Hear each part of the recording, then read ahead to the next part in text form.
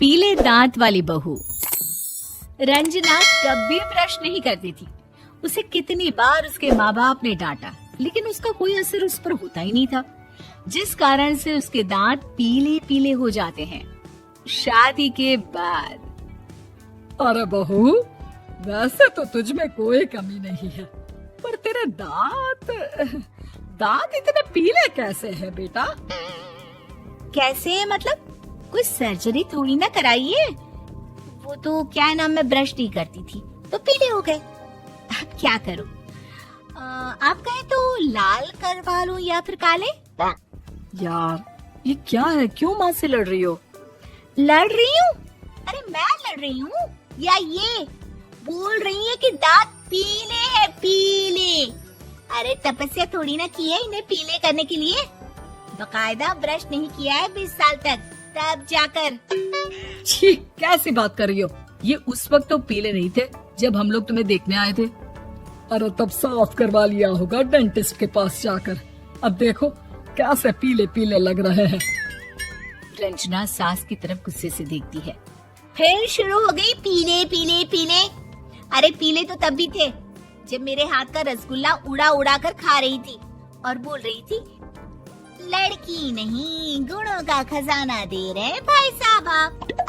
खैर, अब वो लोग करते भी तो क्या करते, पीले दांत वाली बहू पल्ले पड़ी थी तो झेलना तो था ही। एक दिन कीर्तन में रंजना गाना गा रही थी। अरे कमला बहन, माँ का द्वार है, यहाँ तो सब शुद्ध होकर आते हैं, फिर अपनी बहू को ब्रश भी नहीं करवाती तुम। दूर से पीले पीले दांत भक्ति में बाधा उत्पन्न कर रहे हैं। अरे कोई 2 साल के बच्चे थोड़ी ना लेकर आई हूँ मैं बहू बनाकर। अच्छी खासी लड़की है, अरे कैसे करवाऊं ब्रश? ये तो उसे खुद करना चाहिए ना। अब माँ बाप तो इसके जैसे तैसे निपटा दिए, ये नहीं सोचा कि सास कैसे संभालेगी। सास बहू को लेकर घर आ जाती है, लेकिन सोच लेती है कि अब इसे लेकर कहीं नहीं जाएगी। अगले रोज बहू कहती है, अरे क्या हो गया, मंदिर नहीं जाना क्या? कीर्तन का वक्त हो रहा है। मेरी मधुर वाणी से कान्हा जी जागते हैं और सोते हैं। आप तो जानती है ना उनकी भक्ति में कितना मन लगता है मेरा। वो क्या है ना, तबीयत ठीक नहीं लग रही है मेरी, आराम करूंगी मैं। तबीयत ठीक नहीं लग रही? अभी तो मिथुन के गाने पर नाच रही थी आप, और अब बोल रही है कि तबीयत ठीक नहीं लग रही। अरे भक्ति में मन लगा लो सासू माँ, ऊपर जाना है, क्या मुंह दिखाओगी आप? हाँ? सास को बहू की बात पर गुस्सा आ जाता है। मैं क्या मुंह दिखाऊंगी, इसकी चिंता तो ना कर, समझी? अपने मुंह की चिंता कर, जो ये पीले पीले दांत लेकर हर जगह पहुंच जाती है। पता है लोग कितना मजाक बनाते हैं। ना जी ना, मैं नहीं जाना कहीं तेरे साथ। तो ये बात है। कोई ना, मत जाओ, मैं अपने कमरे में ही बैठकर भक्ति कर लूंगी। ऊपर वाला दांत थोड़ी ना देखता है, मन देखता है, भावना देखता है। और अरे बस बस, तू सब कुछ दिखा, बस ये सफेद चमकदार दांत ना दिखाना किसी को, है? जा यहाँ से। बहू को सास की बात का कोई फर्क नहीं पड़ता, वो तो जैसी थी वैसी ही रह जाती है। सुबह नहाकर किचन में खाना बनाना, फिर खाना खाना, कीर्तन भजन करना और सो जाना। एक दिन, माँ जी मैं सहेली के घर जा रही हूँ, शाम को लेट आऊंगी। हाँ हाँ तो जाना, मैंने कौन सा तेरी आरती करनी है घर पर बैठकर। रंजना सहेली के घर जाती है, जहाँ वो पार्टी में जाने की तैयारी कर रही होती है। अरे शिखा, कहाँ जाने की तैयारी कर रही है? मैं गलत वक्त पर आ गई क्या? अरे नहीं यार, उल्टा सही वक्त पर आई है। मैंने ये साड़ी और ज्वेलरी निकाली है यार, शाम को इनके ऑफिस की एक पार्टी में जाना है। बताना कैसा लग रहा है ये सब? नहीं यार, इस ड्रेस के साथ तो वो वाली ज्वेलरी अच्छी लगेगी। हाँ हाँ सही बोल रही है, मैंने ध्यान ही नहीं दिया। वैसे तो हमेशा से मस्त फैशन सेंस रखती है। तो बड़ा जाती होगी ना पति के साथ पार्टी में। रंजना कुछ नहीं बोलती, बस सोचती है कि यार काश ये बात सही हो जाती। पर मैं क्यों नहीं जाती पार्टी में? क्या इन लोगों की कोई पार्टी होती नहीं होगी? रंजना घर आती है और रात में पति से सवाल करती है, एक बात बताइए, आप मुझे किसी पार्टी में क्यों नहीं ले जाते? क्या आपकी यहाँ ऑफिस में पार्टी नहीं होती? पति बेचारा क्या कहता कि दांत पीले हैं तुम्हारे इसलिए।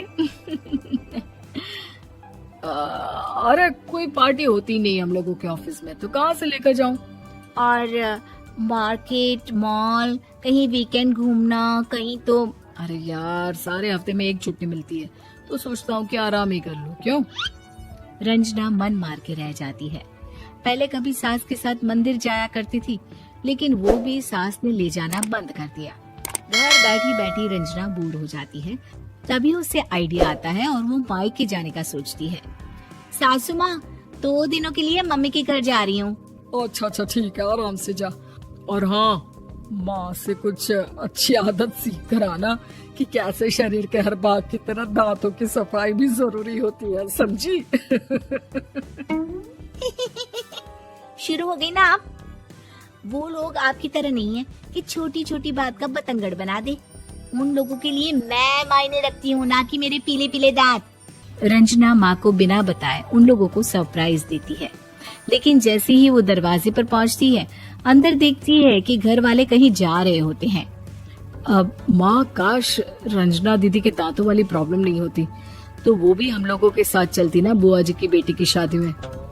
हाँ बेटा, लेकिन अब उसे कौन समझाए कि उसको उसके पीले दांत नहीं दिखते, लेकिन उसके आसपास के लोगों को कितना एम्बैरेसिंग फील कराते हैं। मुझे तो कितनी बार उसके स्कूल की टीचर ने शिकायत की कि उसके साथ कोई लड़की बैठना भी नहीं चाहती, और ना ही कॉलेज में कोई उससे बात करना चाहता था।